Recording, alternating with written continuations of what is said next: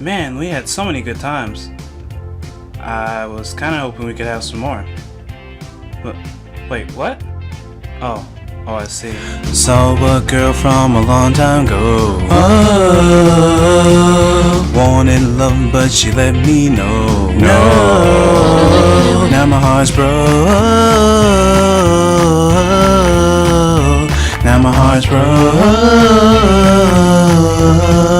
Well, hey, you may not like me that way, but we can still be friends, right? Right? Wait, no, where are you going? Come back!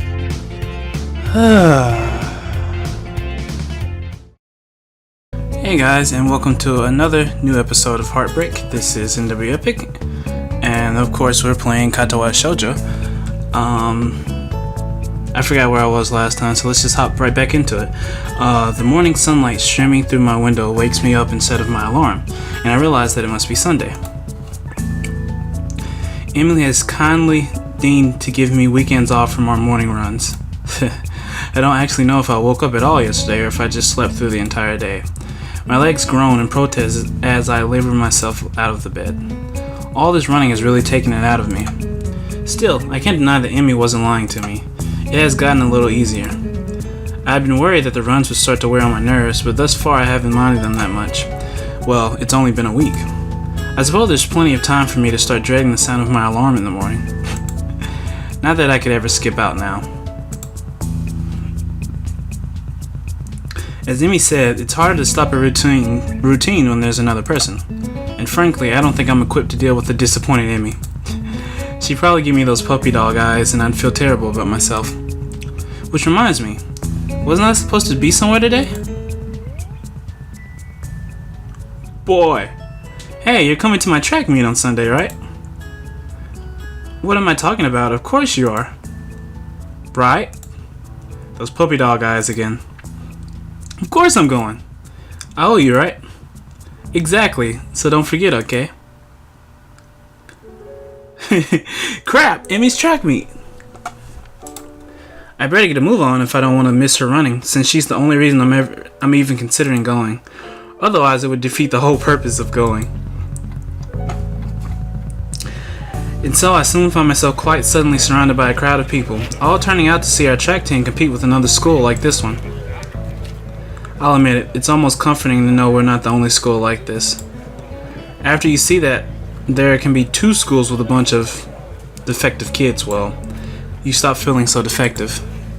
You also stop feeling unique, which in most cases would be a bad thing, but in this case it sure as hell isn't. That's a part of Yamaku's appeal, I guess. Learn that you're not unique. Heck, I learned there's a lot of others who would kill to be saddled with your problem instead of whatever they're dealing with. Some of the kids here aren't here because they're missing a leg or they have a heart condition. Some of them might be here because they're as good as dead in 2, maybe 3 years if they're lucky. And that's only if they get the right sort of care. It's a bitter sort of comfort to be able to say, well, at least I've got a chance of being alive through college, but there it is. I'm brought out of my rather morbid musings by the appearance of Ren near the entrance to the bleachers. You came. Of course, I said I would, didn't I? That doesn't necessarily imply that you had to follow through. Lots of people say things and don't mean them. Well, I don't. Ren shrugged. Seemingly bored with our conversation, she turns on her heel and heads back towards the stands. I owe Emmy money now. Why is that? I didn't think you'd show up. Emmy did. So I owe her 500 yen. You two bet an awful lot, don't you? Another shrug from my armless companion.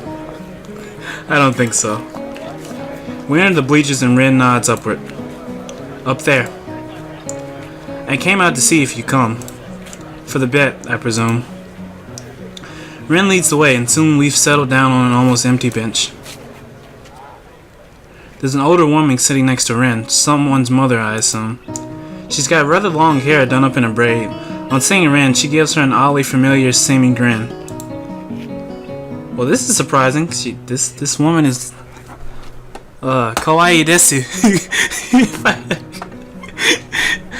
Don't say desu. Des. Kawaii desu. Kawaii desu. Kirei. Thought you went to get a snack, not a boy. Huh? A snack? I wonder why I was down there. The woman laughs again in a way that seems familiar. Where have I seen her before? Well, I suppose you've always been one to go out for one thing and bring back another. But I'm being rude. I haven't introduced myself. I'm Miko Abarazaki. I said that so wrong. Mako Ibarazaki. Emi's mother. Pleased to meet you. Yoroshiku? Well, that explains it. She's like a taller, older, and better endowed Emi. Apart from her hair being a darker shade than Emi's, there's really no mistaking the resemblance. Sorry, I'm Hisao Nakai. And really, you don't have to apologize for not introducing yourself, Miss Ibarazaki. That's really Ren's job in this situation, isn't it? Another laugh from Emi's mother. I take it you've not known Ren for that long, then. It's best not to expect her to remember something like that. She's got other things to think about, I assume. Ren nods, seeming pleased by this assessment. Oops. Abort! She's right. I was thinking about sunsets. You see, it's really up to us to make introductions and the like. For lack of any better response, I nod. Miss Ibarazaki leans back a little on her seat and raises an eyebrow. So, how long have you and Ren been dating?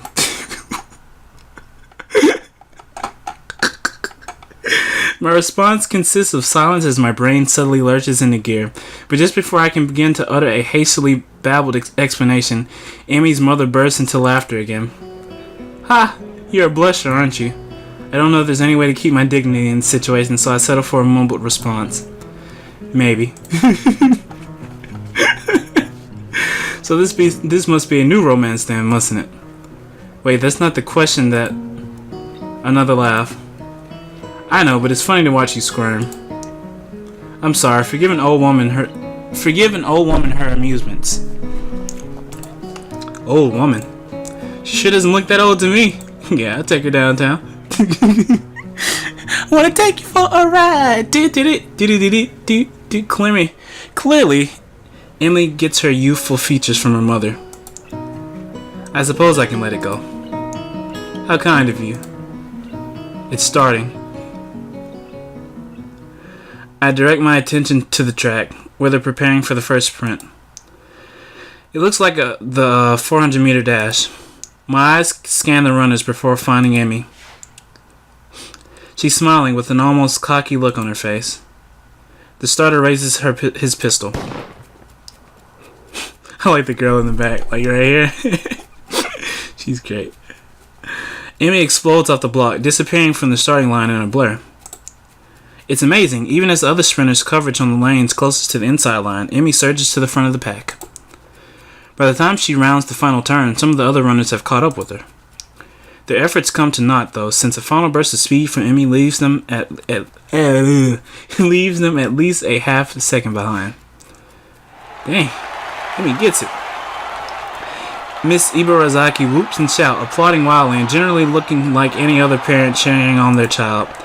Emi bounds off the track looking pleased with herself. I cheer right along with the rest of them. The announcer, sounding suspiciously like Misha, gleefully gives the results. I think she's gotten faster since the last time. That was incredible. Sugoi! Miss Ibarazaki grins proudly. Emi's a heck of a runner. We fall silent as the next event is being prepared. I'm surprised to see Emi striding out onto the track again. Wait, didn't she just run? Emi's mother nods. Yes, but she runs multiple events for the team, especially the sprints. It's a lot of running, but Emi can handle it. From the looks of things, she's right. Emi doesn't appear to be tired, as if she hadn't run the previous event at all. If not for the sweat visible on her shirt, you'd never know. Which event is this? It's the 200-meter dash. She'd do this one, the 100-meter, and the relay. Dang. Naruhodo. Once again, the pistol sounds, and once again, Emi flies off the block. A thumping sound draws my attention away from the race. It's Ren's foot. She seems completely absorbed in the race. Emi's mother cheers again, and I assume that the race is over. Sprints don't seem to me like they take very long to complete. Your foot. Your foot was bouncing on the bleachers. Oh. You seem pretty into this stuff. I'm surprised. Ren looks at me quizzically. Why wouldn't I be? No reason. I just thought stuff like sports wouldn't interest you. I suppose you're right. It's not that interesting. But I'm watching Emmy, not the sport. I don't follow. Emmy's the most Emmy when she runs. You don't get to see Emmy at her Emmyest very often. But here you can see. But here you can. See? She directs my attention toward the track again, where the 100-meter dash is about to start. I watch Emmy closely. As she gets onto the starter blocks, her whole body seems to relax, but it's a false relaxation. I can see that she's actually like a cold spring. As the starter tells everyone to get set, her head snaps up and her eyes narrow slightly. Her mouth curls upward in what could be a grin and could be a growl. When the pistol goes off, it's as if she's been unleashed from a cage. Like she was always moving at this blinding speed, but we couldn't see it happening until the starter's pistol dispelled the illusion of motionlessness. Motionlessness? Motionlessness, yeah. It's all over in a few seconds, but in those few seconds I feel like I just witnessed something very personal for Emmy. As soon as she crossed the finish line, the fierce look was replaced by her normal grin. The conquering general returning to his farm. Sugoi! She's really amazing. I've never seen anyone move that fast. Well, don't look at me. I'm far too relaxed to run that fast. No, I think Emmy's prowess all came from her father's side. At the mention of Emmy's father, Miss Abarazaki looks wistful, almost sad. He got her into running, you know. Yeah, she told me. I'm uncertain as to whether or not it would be rude of me to ask after Emmy's father, but after that look on her face a few days ago, I feel compelled to ask. Where's her father now, if I might ask? Emmy's mother hesitates, clearly not willing to answer the question, but at the same time not wishing to appear rude. He isn't around anymore. I'm sorry. I didn't mean to bring up bad memories.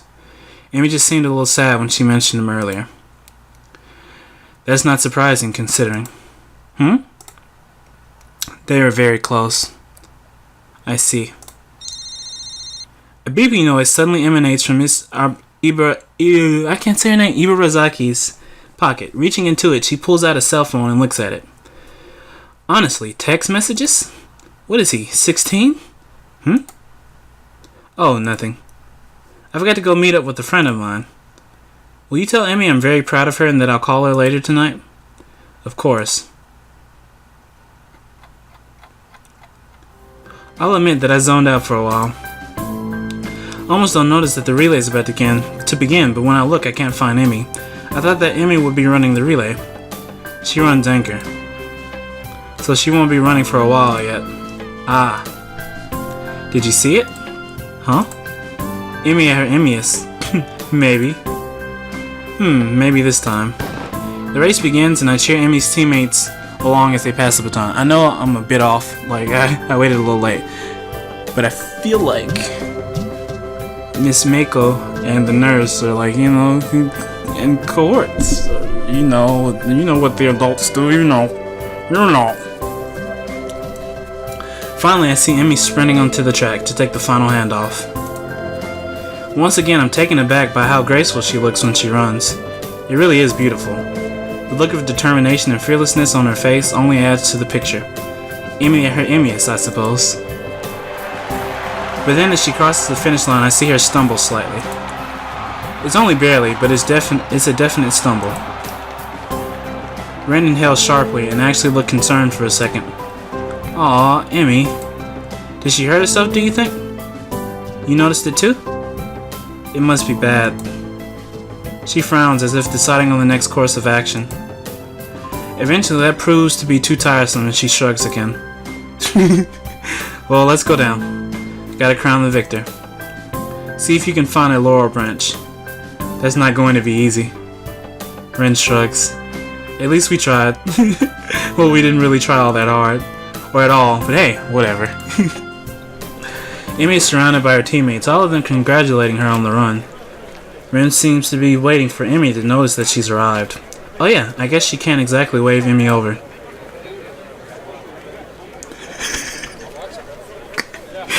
Then again, I'm not sure that Ren would do such a thing even if she had arms. It doesn't seem her style to draw attention to herself. or to emote beyond shrugging. Either way, I'm not willing to wait, so I wave to Emmy, who looks up and grins happily at me. Us. Hey, you showed up. Guess Ren owes me money, huh? We would have brought you a crown of laurels, but Hisao didn't find one. Hey, neither did you. It wasn't my job to look. When did we assign jobs? When I said, see if you can find a laurel branch. Got him. Got him. Try to keep up. Actually, I guess Ren's rubbing off on me. Seems it's my fault after all, Emmy. Emmy laughs at Ren and me. It's okay, I'm sure you'll make it up to me somehow. Sure. Good, so how'd I look? I stopped myself from blurting out beautiful or amazing and settled for the substantially safer. Very impressive. Dude, you can say beautiful? I guess. Maybe. I mean, amazing's safe. Beautiful is like, you pushing it. But yeah, amazing's fine. Emmy seems pleased with this assessment. I don't mention how much more impressive her performance is giving her lack of legs. I figure she knows that already. Besides, it seems like it would take away from her effort somehow. Great to hear. I was worried that I looked a little slow in the relay, but I guess I did fine, huh? Actually, I noticed. Ren kicks me and keeps me from finishing my sentence. What was that all about? He noticed it at the end. That's no good. Guess the nurse will look at it for me later. There's a carelessness in her voice, as if it isn't a big deal, but I suddenly notice a slight twitch on her face. Like she's trying to hide the fact that she's in pain. It's then that I notice her breathing is a little shallow too. I guess she really is hurt. She must notice my concern because she skips up to me and gives me a friendly pat on the shoulder. Hey, you look a little worried. I'm fine, really. Just sore from all the running is all. And come on, a little pain isn't gonna stop me. Get to that nurse. Get to the nurse right now. Please. Emmy grins, and for a moment she looks like she did during her sprint. Fierce and unconquerable. Or to put it another way, really beautiful. Hasn't yet. Well then, I guess I shouldn't worry, huh? Darn right. I'm Emmy Ibarazaki. Fastest thing on no legs. I don't stop for nobody, nothing, do nada. We're doing it. I don't stop for anything. Impressive. Emmy giggles and then seems to remember something. Oh, before I forget, Ren and I are going to do something next Sunday as a post-track meet celebration. You should come along. Normally we do it the day after, but since the track meet was on a Sunday, I've got homework and class and all that stuff to take care of. Plus our morning run, of course. Right, of course. Alright, your mom wanted to say she's proud of you. She'll call you later tonight. I thought I saw her in the stands. I'm glad she made it. It used to be my dad who showed up to my meets, but my mom's done a pretty good job of taking over. She shivers slightly, and I realize she's still all sweaty. A breeze has started to blow too. I'm not cold at all, and I've got my jacket with me, so without a word I throw it around her shoulders. Emmy jumps slightly and then grins at me. Hey, thanks! It's getting a little cold, I guess. Yeah, it looked like it. Just as I began to wonder whether or not giving Emmy my jacket could be taken the wrong way, a boy in a track uniform approaches. Hey Emmy, you're going to miss the medal ceremony. Oh yeah, thanks. She turns to Ren and myself. You don't have to stick around for this part, it takes forever. Besides, you should get cracking on your homework now if you don't want to be up late, Hisao. Morning run tomorrow, don't forget. How could I? Good point. I mean, it's spending time with me after all. With this, she waves quickly and dashes out to receive her medals, or whatever they pass off as a medal these days. Ren and I head away from the track, Ren remaining deep in whatever thoughts she has for most of the walk back to her dorm. As I see her off, she speaks up. You're probably not getting that coat back, I think. I'm sure I'll get it back eventually.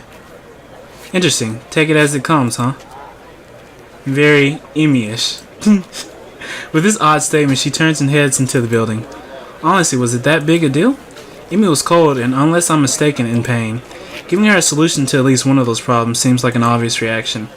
Though I guess there is a chance I could lose my jacket if Emmy never remembers to return it. I guess Ren has a point. Still, I can't bring myself to much worry over the whole thing. After all, it's been getting warmer lately. I don't need a jacket. Odd, I think I used to be a little more responsible with my stuff. Emmy-ish, huh? Maybe that's not really a bad thing. Alright, gotta do the jingle. Do the jingle! Do the jingle! No, not progressive. Just Katawa Shoujo. Yeah. Oh. You haven't been forgetting to take your medicine, have you? I'm catching a little murmur. You should take it easy for a few days. The nurse's words hurt me far more than the exhaustion of the morning run ever could. Take it easy for a few days. I knew I should have kept quiet. I keep my eyes on the floor, feeling like a complete idiot. Of course I hadn't been remembering to take my medicine. I've been rushing out of my room to get to the track before Emmy. After the track meet a few days ago, I felt inspired, so I've been running warm-up laps in the morning before Emmy shows up. But then today, while she and I were running, I felt a little pain in my chest. It was only slight, and it was only for a second, so I mentioned it to the nurse. Honestly, it wasn't that bad. I mean, I kept running and finished just fine, so really it couldn't have been that bad. Why do I feel like I'm making excuses to the nurse? Moreover, why do I feel a need to justify continuing to run despite the pain? Really, it comes down to my being unwilling to concern Emmy, who seemed concerned anyway. I'm not sure how she was able to tell there was anything wrong, but she claims I stumbled a little. She's the one who insisted I tell the nurse, so now I feel bad for worrying her at all. The nurse is shaking his head ruefully while Emmy paces outside the room. They say, I know it's difficult for you to get into a new routine, but if you don't want to find yourself in a lot of trouble, you're going to have to try harder. You can't afford to forget your pills, and you can't push yourself too hard. But if I don't push myself, how will I improve? I don't know where that came from. The nurse seems to have an idea. Now, where have I heard that before? He laughs and pats me on the shoulder. Ha! She's rubbing off on you, I guess. His expression changes again and he's back in serious mode. Look, I'm not saying you shouldn't push yourself. But that doesn't mean you shouldn't be taking your medication, and it doesn't mean you shouldn't stop if your chest starts to bother you. I prefer not to have any fatalities while I'm on staff here. A bit of a lofty goal to be sure, but I'm always up for a challenge. I hate to admit it, but I think he's right. I've got to remember to take my medication. You're right, I'm sorry to worry you. Who's worried? You're a smart kid, right? I know you can be responsible, Hisao. A situation like yours, you've got to learn to be responsible fast. I know. His expression suddenly becomes devious. I suppose you've started to enjoy your runs with Emmy then, eh? Yeah, they've really been helping. I mean, until today I was feeling a lot more healthy. Plus, it's really impressive to see Emmy run. Did you see her at the track meet? She was incredible. The nurse nods, grinning all the while. That she was, Hisao. I watched her first couple of races before I had some business to take care of, but she told me all about it. Kind of you to loan her your jacket, by the way. Huh? Oh yeah, it wasn't that big of a deal. I had honestly forgotten all about that. I still haven't gotten it back. The nurse gets a smile that makes me feel like he just made a joke. Not to you, but Emmy certainly appreciated it. And I know she appreciates your running with her in the mornings. This one catches me off guard a little. Sure, she mentioned that it's easier to keep English.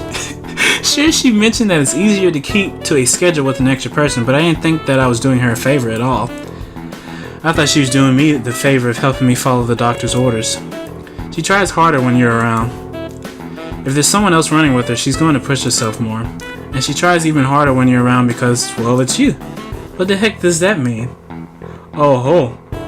You'd love to know, wouldn't you? He laughs in the style of evil megalomaniacs. I love that word, megalomaniacs.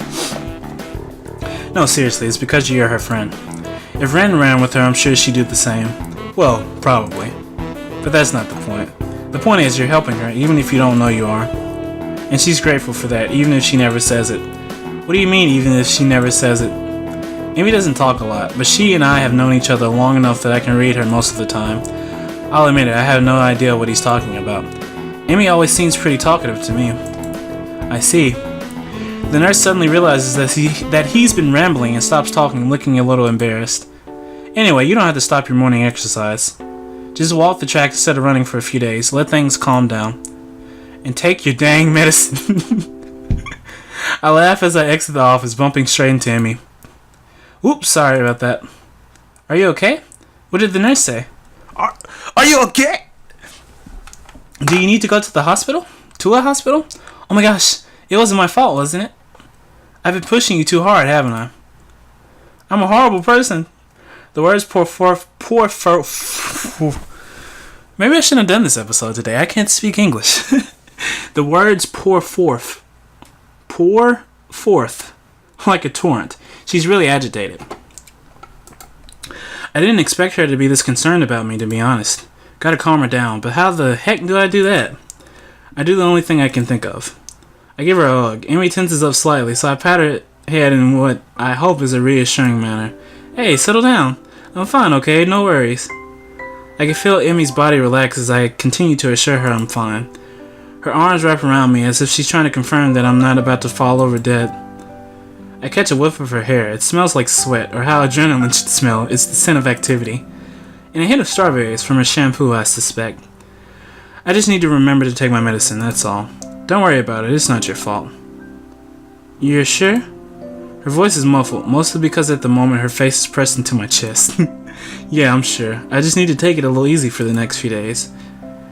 It suddenly occurs to me how close the two of us are. This is what I'm talking about, Sal. This is what I'm talking about. Take care of business, sir. It also occurs to me how nice being this close feels. I can feel Emmy's heartbeat calming down, and I have to resist the urge to rest my chin on the top of her head. Thank goodness. You really had me worried there, Sal. Emmy, you going to come in here anytime soon? Oh, I'm sorry. Was I interrupting? The two of us spring apart as if the other just caught on fire. Emmy brushes her hair back nervously and laughs. Course not. I'll, see you later, okay? Oh, and Sal? Take your dang medicine. Just bodied him.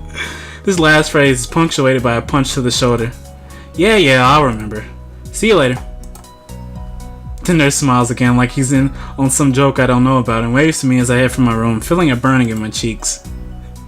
I need a shower. A cold one, if the thoughts running through my head now are any indication. She was really soft. He's got it bad, dude. Oh my gosh. My pills are waiting for me when I make it to my room. I swallow them without a second thought. I don't know why I didn't think of waiting until after the run to take them. For some reason, I figured it was when I woke up or not at all. But no, they only need to be taken every 24 hours. The exact time of day doesn't factor into it. My thoughts drift back to the hug in the hallway. It's weird. You'd expect someone to smell foul after a run, but for some reason, Emmy smelled right. The tinge of sweat just seemed to... Dude, you're just in love. I'm sure she was musty. You know, musty women are great. Musty women. Anyway, I really need that shower. Really? Do the jingle! Do the jingle! Katawa Shoujo! Yeah! Strange that it feels so natural for me to go up to the roof these days. I never would have done such a thing in my old school. In those days, I liked to eat alone. No, that's not quite true. Though I like to sit alone, I also like to watch people. I always figured that was the sort of person I was, but it appears I was wrong. Then again, I also thought I was the sort of person who had a normal heart, so there you have it. I don't know myself that well. Now I'm on the roof so that I can have lunch with a couple of people. And they are both girls, which is even stranger.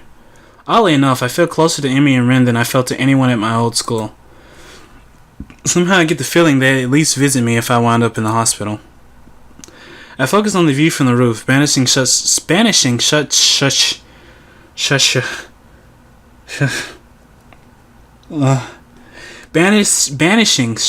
thoughts from my head. There's a light breeze blowing and the sun is shining high in the sky. The sky itself is a deep blue, with hardly a cloud in it. It's gotten pleasantly warm, and as I sit down and wait for my friends, I close my eyes and enjoy the feeling of the sun seeping into my skin.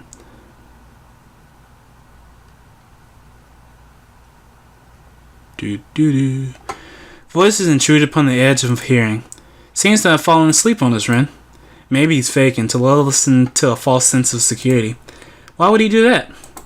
No idea. Still, you make a good point. We should kick him or something to make sure he's really asleep. Huh? What? Emmy looms over me like only a short girl can, peering at me intently. Oh, you're awake. I guess we didn't have to kick you then. Was it part of your master plan? What are you talking about? Emmy shrugs, her twin tails bouncing with emotion. I'm not sure either. You must be pretty tired to fall asleep out here. Although it's pretty comfortable, I suppose.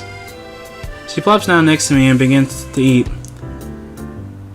Rin sits opposite from the two of us, a move which only makes me more aware of the girl sitting next to me. If I didn't know any better, I swear Rin did it on purpose. I concentrate on my food, trying to tune out the majority of the conversation that Rin and Emmy are having. Despite my best efforts, however, I still find myself glancing over at Emmy whenever she speaks. I notice how she purses her lips when she's thinking about something, squinting slightly as if that would improve her thinking ability. Rin says something that makes Emmy laugh, and I notice perhaps for the first time how she laughs with her whole body rocking back and forth, head thrown back, almost like she's about to fall over. I probably look like a creep. It's about this time that I realize Emmy's looking at me, her voice raised slightly, so she's probably just asked me a question. Huh? Sorry, I kinda zoned out there for a moment. Emmy rolls her eyes with a slight quirk of the eyebrow, is the only sign that Rin's even paying attention. I said, did you get a career survey in your class too? You know, one of those what do you want to do after high school things. I don't think so. Maybe we'll get one tomorrow. What are you going to put down? That's a really good question. I guess I always figured I'd go to college after high school, but I have no idea what I'd do once I got there. And with the heart attack and all, I've really been concentrating on each day as it came, rather than making long-term plans. I suppose I can safely start planning ahead again. I've always liked having at least a vague plan for my future, so it'll be nice to come up with one again. Of course, that doesn't change the fact that right now I've got absolutely no clue. I like that. That's pretty cool. I've always kind of assumed I'd figured it out in college. That or just become a salaryman. That's pretty popular. Do I really want to? That's a tough question. I guess I don't really want to do anything. You don't sound very excited about that one, do you?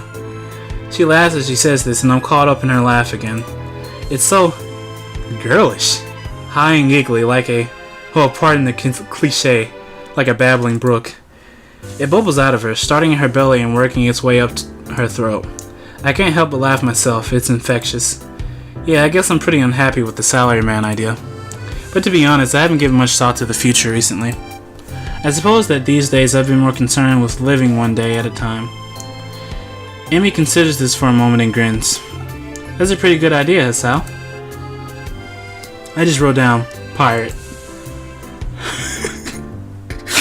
Me too, Hasao. Me too. I stopped myself and managed to gasp out a question. You're not actually serious, are you? Emmy looks mock offended. Well, I've got the legs for it already, so I just kind of figured. Even Rin seems amused by this. Just you wait, I'll be the terror of the high seas. I'll show you all. I've even been working on my pirate voice. She suddenly springs up and begins swaggering up and down the rooftop shouting orders. You army hearties, give me a broadside with the long guns. That hurt. We'll wear the guts for the garters. Do you even know what that means? Rin's unexpected interruption stops Emmy in her tracks. Not really. But it's all in the delivery. The ring of the bell prevents her from demonstrating her point further. Emmy dashes off immediately, leaving Rin and myself alone on the roof. Rin stares at me intently for a few moments. Is there something wrong? Rin considers this question closely for a moment. After a lengthy pause, she shakes her head. Nope. Why the staring then? Rin shakes her head again. Nope, I don't get it. Get what? The staring thing. You two seem to, but I don't. Great, she saw me staring. Now she probably thinks I'm a pervert or something. Actually, probably not. This is Rin we're talking about after all. Still, I feel the need to defend myself. I wasn't staring, I was just tired. Rin actually snorts at this, but she doesn't say anything. No, really, I was just distracted is all. Eager to end this conversation, I head back down to class. Now my heart's broke. Now my heart's broke.